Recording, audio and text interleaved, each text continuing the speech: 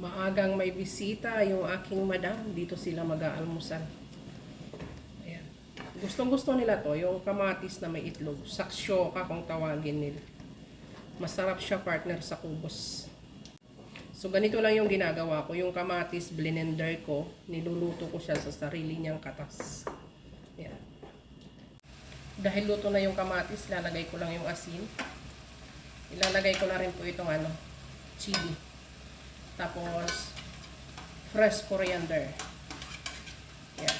Tapos, paminta. Kasi paminta is life. Tapos, ito na po yung itlog. 10 pieces po na itlog. Ano ko siya dyan. And, inimekos-mekos lang natin. So, ayan. Malapit na siyang maluto. Mga 1 minute na lang. Lagyan natin ng olive oil. Haluin lang natin ng konti. Yan.